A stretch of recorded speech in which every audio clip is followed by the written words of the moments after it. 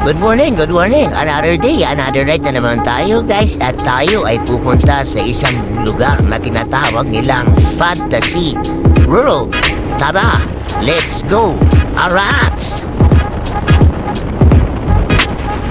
From Manila, ito nga pala ay aabutin ng almost 100 kilometers o 2 hours at 30 minutes.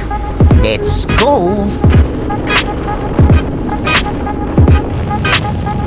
Bago nga pala tayo pumunta sa ating destinasyon ay dadaanan muna natin ng ating special guest, ang ating BBE Vedan brother na si Sir Edwin.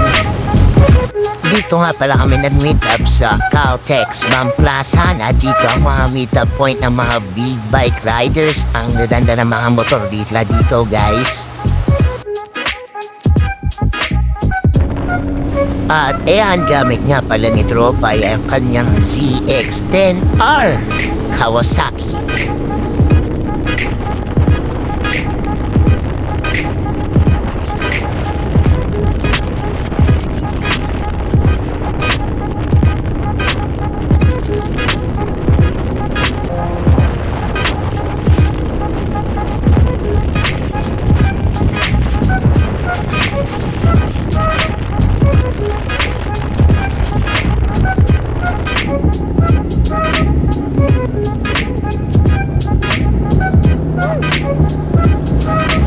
Pa-exit na tayo ng Eton Expressway guys.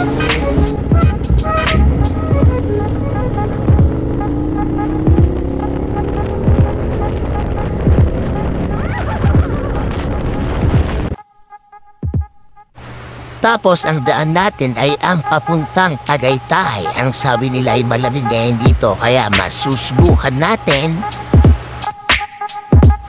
At nakarating na tayo dito sa ating destination.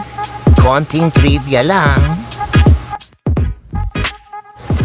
Ang Fantasy World noong una ay nilayon na maging isang member-only club. Ngunit ginawa itong resort theme park na bukas sa mga turistang nagmumula sa Metro Manila at Calabarzon. Nakatanggap ito ng endorsement mula sa Department of Tourism noong 1997. Nagsimula ang pagkuha ng lupa noong Enero 1999. Habang nagsimula ang pagbuo ng site noong Oktubre kasama ang ECE, Realty and Development Inc. bilang unang developer ng proyekto. Noong 2001, binigyan ito ng mga pioneer na insentibo ng Board of Investments. Ito ay titiluring Disney World of the Philippines at naisip na naging Dwarf Enchanted Kingdom.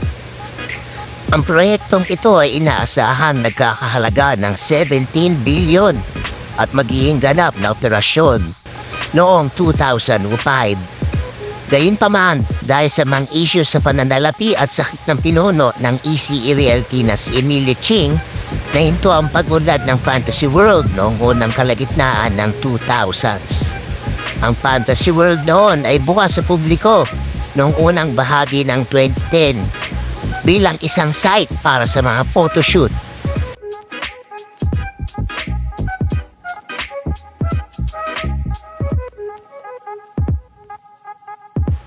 Magkita tayo muli sa aking susunod na ibabahaging mga kwento at lugar.